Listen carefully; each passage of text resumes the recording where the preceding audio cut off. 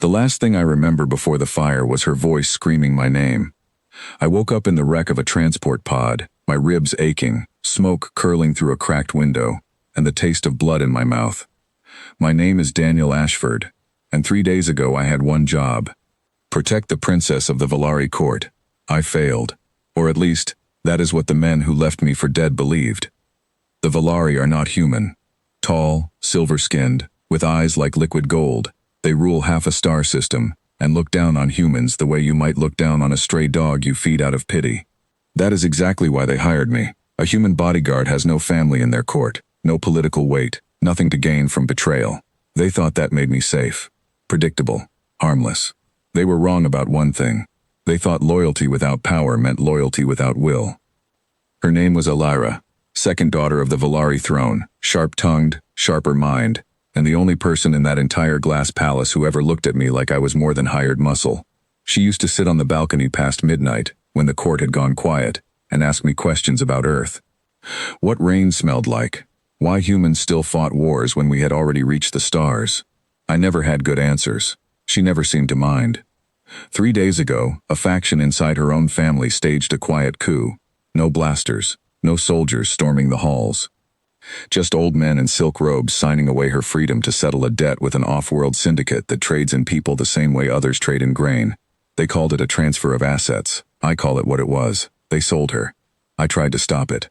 That is why I am currently lying in the broken shell of an escape pod with 2 cracked ribs and a price on my head, instead of standing in a palace collecting a paycheck. I pulled myself out through the shattered window and dropped onto red dust. No ship, no weapons except the sidearm still strapped to my leg. No authority, no backup, no court behind me anymore, just training, anger, and one small advantage nobody else knew about. 6 months ago, against every protocol in my contract, I had a tracking chip placed under Elira's skin during a routine medical exam. I told myself it was standard security procedure. That was a lie. I did it because some part of me already knew this day might come, and I was not going to lose her without a fight. The chip was still transmitting. Faint, but alive. So was I. I walked 2 days across broken terrain to reach a trading post on the edge of Valari space, a rusted structure held together by scrap metal and desperation, where nobody asked your name as long as your credits were real. Mine were not anymore, so I traded the only thing of value I had left, a blade Elira had once given me, etched with her family crest. It hurt more than my ribs did to hand it over. I told myself I would get it back. The pilot I hired was an older woman named Mira Doyle, a smuggler who had no love for the Valari nobility, and even less love for slavers. When I told her where the signal was leading, she went quiet for a long moment, then said only one thing. About time somebody did something about that filth. She did not ask for payment up front. She said we would settle it after. The syndicate holding Elira called themselves the Cartway Exchange, a name that sounded almost boring for an organization that bought and sold living beings like cargo. Their central hub was a converted mining station 3 jumps out, heavily guarded, protected by trade agreements that made most governments look the other way. Nobody came after their merchandise. That was the whole business model. Buy people nobody would fight for. They had never dealt with someone who did not care about being outgunned. On the flight in, Mira pulled up what little surveillance data she could scrape from public shipping logs. Elira's transfer had already gone through initial processing. She was listed for final auction in less than 2 days. Reading those words on a screen, seeing her name reduced to an inventory number, did something to me I am not proud of. It made the fear disappear completely. What was left was only purpose. We could not fly in directly. The station's defense grid would flag an unregistered ship before we got within 1,000 kilometers.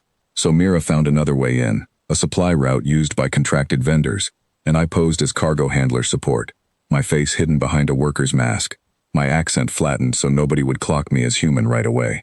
Humans were rare enough out here that anyone recognizing me too early would end the plan before it started. Walking through the loading bay of that station, past rows of holding cells stacked like storage crates, I made myself keep my eyes forward.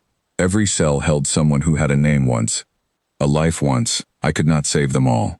That truth sat heavy in my chest, but I had to hold on to the one thing I could do something about. I found the holding block for high-value inventory on the 3rd level, guarded by 2 Valari mercenaries and a security drone circling on a slow loop. I had one advantage they did not expect. They were trained to stop threats with weapons and rank, not threats with nothing left to lose. I am not going to pretend it was clean or easy. There was a struggle. I took a hit to the shoulder that I still feel some mornings. But I moved fast, used the narrow corridor to my advantage, and disabled the drone before it could send an alert. The two guards ended up restrained, not harmed beyond what it took to get past them. I needed speed, not a body count. A body count would have brought the whole station down on us before I found her. The cell door slid open, and there she was. Illyra stood in the center of that small gray room with her back straight and her chin lifted, exactly the way she used to stand in the palace when nobles tried to talk down to her. Not broken, not begging, furious. When she saw me, something in her expression cracked open, just for a second, before she caught herself. "You came," she said, like she almost did not believe it. "I told you I would," I said, even though technically I never had, not out loud. "Some promises you make with your actions instead of your words." She did not cry. Illyra was not the type. Instead, she grabbed my arm hard enough to bruise and said we needed to move before the shift change, because apparently even in captivity she had spent every hour memorizing the guard patterns, waiting for exactly this chance. She had never stopped fighting. She just needed someone to open the door. Getting out was its own battle. Alarms started once the drone's silence was noticed. We ran through service corridors, Illyra leading half the time because she had studied every route from her cell, counting steps out of sheer stubborn refusal to accept she would stay there forever. Mira held the ship ready at the vendor dock, engines already warm, and when station security finally caught up to us, she put just enough distance between their pursuit ships and ours to make the jump to open space before they could lock weapons. For a moment, sitting in that cramped cargo hold with my shoulder bleeding and Illyra pressed close beside me, neither of us said anything. There was nothing that needed saying yet, just breathing, just the fact that we were both still here. It was Illyra who finally spoke, her voice quieter than I had ever heard it. "My own family sold me like I was nothing," she said, "and a human with no army, no title, no reason to owe me anything came anyway." I told her the truth. That I never saw her as something to own or protect out of duty. I saw her as someone worth showing up for. That was the whole difference between her court and me. They valued position, I valued people. She let out a small, tired laugh, the first real one I had heard from her in days. "Humans," she said, shaking her head. "Reckless, stubborn, and somehow exactly what this galaxy needed." We did not go back to Valari space. There was nothing left there worth returning to. Only people who had already shown what her life was worth to them. Mira knew a handful of neutral systems outside Syndicate reach, places where a runaway princess and a disgraced human bodyguard could disappear long enough to breathe. It would not be safe forever. People like the Cartway Exchange do not forget, and neither do dethroned nobles who lose valuable assets. But for now, safety was not the point. Being free was. As the ship pulled away from that station, the lights of the mining platform shrinking behind us into the dark, Illyra rested her head against my good shoulder and said one last thing before closing her eyes. "Next time, I am coming with you when you fight. Not hiding behind you." I told her I would not have it any other way. Somewhere out there, an entire alien court believed a human bodyguard was too small a thing to matter, too replaceable to be dangerous, too powerless to ever come back for what he lost. They were wrong about almost everything that day, but they were especially wrong about that. I promised her once, without ever saying the words out loud, that I would always come for her. I kept that promise, and I intend to keep it for as long as she will let me.